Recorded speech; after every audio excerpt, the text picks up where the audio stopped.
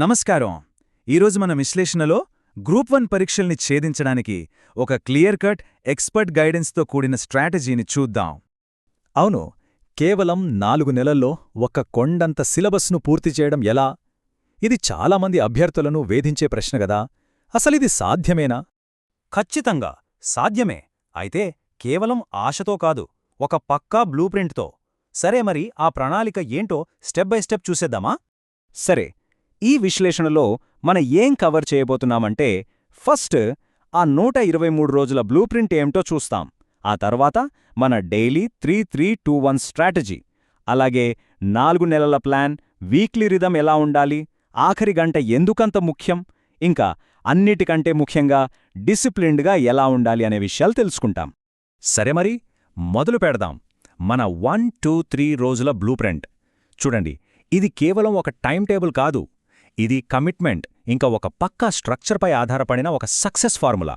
ఈ మాస్టర్ ప్లాన్కి పునాది ఒక్కటే: రోజుకు 9 గంటలు. అవును, రోజుకి 9 గంటల చదువు. వినడానికి కొంచెం ఎక్కువ అనిపించినా సరైన ప్లానింగ్తో ఇది అస్సలు కష్టం కాదు. ఎలాగో చూద్దాం. మరి ఆ 9 గంటల్ని ఎలా మేనేజ్ చేయాలి? అక్కడే మన 3-3-2-1 స్ట్రాటజీ వస్తుంది. ఇదే మన డైలీ ప్రిపరేషన్కి బేస్. చాలా సింపుల్.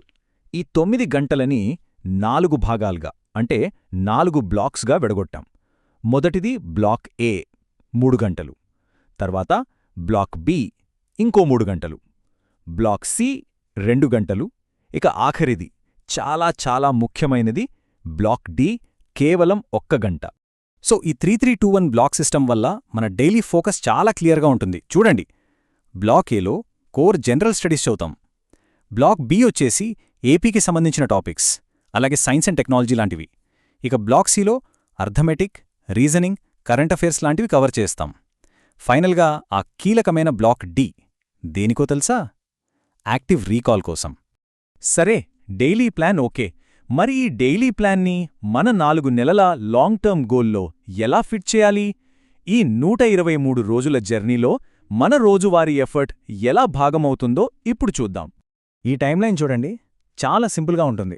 మొదటి నెలలో ఫౌండేషన్ మీద దృష్టి పెడతాం, అంటే హిస్టరీ, జాగ్రఫీ లాంటి కోర్ సబ్జెక్టులు. రెండో నెలలో పాలిటీ, ఏపీ హిస్టరీ, సొసైటీ లాంటివి. మూడో నెలలో ఎకానమీ, ఏపీ ఎకానమీ, టెక్నాలజీ. ఇక చివరిదైన 4వ నెల, ఇది ఫైనల్ పుష్, ఎన్వైరన్మెంట్, ఎథిక్స్, అన్నిటికంటే ముఖ్యంగా టోటల్ రివిజన్ కోసమన్నమాట. అసలీ ప్లాన్ ప్రాక్టికల్గా ఎలా ఉంటుందో చూద్దాం. ఉదాహరణకి మొదటి నెలలో ఒక రోజుని తీసుకుంటే, బ్లాక్ ఏలో హిస్టరీకి సంబంధించి ఇండస్ వ్యాలీ, వేదిక్ ఏజ్ లాంటివి చదువుతారు.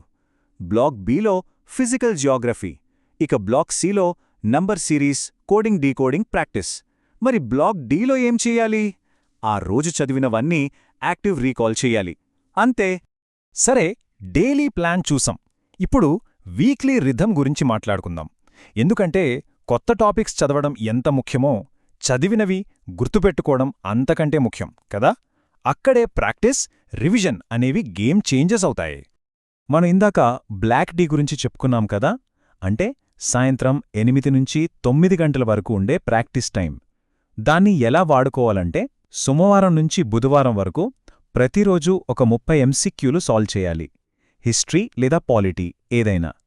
గురువారం, శుక్రవారం ఆ వారంలో చదివిన ఏదైనా టాపిక్పై ఒక 10 మార్కుల ఆన్సర్ రాయాలి. ఇక శనివారం ఆ వారం చదివిన సబ్జెక్ట్స్పై ఒక ఫుల్ సెక్షనల్ టెస్ట్ రాయాలి. ఇక ఆదివారం దీనికొక గోల్డెన్ రూల్ ఉంది: నో న్యూ టాపిక్స్. అంతే, ఆ రోజు కొత్తగా ఏమీ చదవకూడదు. ఆ వారం మొత్తం చదివిన ప్రతిదాన్ని రివిజన్ చేయాలి. దీనివల్ల బ్యాక్లాగ్స్ ఉండవు, చదివినవి మైండ్లో బాగా రిజిస్టర్ అవుతాయి. ఇప్పుడు మనం మన ప్లాన్లోనే మోస్ట్ పవర్ఫుల్ పార్ట్కొచ్చాం. అదే ఆ చివరి గంట, ఆ బ్లాక్ డీ. మన విజయానికి ఎందుకంత కీలకం? దాని గురించి కొంచెం డీప్గా చూద్దాం. దానికి కారణం ఒక్కటే: యాక్టివ్ రీకాల్. ఇంతకీ ఏంటి యాక్టివ్ రీకాల్? సింపుల్గా చెప్పాలంటే, పుస్తకం మూసేసి చదివింది గుర్తు తెచ్చుకోవడానికి ప్రయత్నించడం. అంతేగాని పేజీలు తిప్పేస్తూ మళ్లీ మళ్లీ చదవడం కాదు.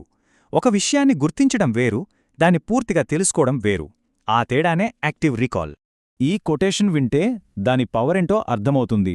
చదవడం అంటే సమాచారాన్ని నేర్చుకోవడం, కానీ యాక్టివ్ రీకాల్ అంటే అది మనకు తెలుసని మనకు మనమే ప్రూఫ్ చేసుకోవడం. సో ఆ చివరి గంట అనేది మనం ఆ రోజు నేర్చుకున్న దానికి ఒక ఫైనల్ టెస్ట్ లాంటిది. సరే, ప్లాన్ ఉంది, స్ట్రాటజీ ఉంది, అంతా బావుంది. కానీ 123 రోజులు! ఇంత సుదీర్ఘ ప్రయాణంలో మోటివేషన్తో ఫోకస్డ్గా ఉండాలి కదా. దానికోసం కొన్ని ముఖ్యమైన సూచనలు చూద్దాం. కన్సిస్టెంట్గా ఉండాలంటే కొన్ని విషయాలు గుర్తుంచుకోవాలి. ముందుగా ఈ ప్రాసెస్ని నమ్మాలి. ప్రతి బ్లాక్కి ఒక పర్పస్ ఉంది. ఒకే రోజు ఎక్కువ గంటలు చదవడం కంటే ప్రతిరోజు కన్సిస్టెంట్గా ఆ 9 గంటలు చదవడం ముఖ్యం. దాన్ని ఒక హ్యాబిట్గా మార్చుకోవాలి. ముఖ్యంగా ఆ చివరి గంటని ఎట్టి పరిస్థితుల్లోనూ స్కిప్ చేయకూడదు. అదే మన సీక్రెట్ వెపన్. ఆదివారాలు రివిజన్కే, కొత్త టాపిక్స్ కోసం కాదు. ఇక ప్రిపరేషన్ చివరి 10 రోజుల్లో కేవలం మాక్ టెస్ట్లు, వాటి అనాలిసిస్ పైనే పూర్తి ఫోకస్ పెట్టాలి. సో ప్లాన్ మన ముందుంది. దారి చాలా క్లియర్గా కనపడుతోంది. ఇప్పుడు అసలైన ప్రశ్న ఒక్కటే: రాబోయే 123 రోజుల్లో ఈ ప్లాన్తో ఏం సాధించబోతున్నారు? విజయమనే భవనానికి పునాది ఇక్కడే ఉంది. దానిపై నిర్మాణం చేయడమే ఇక మిగిలింది.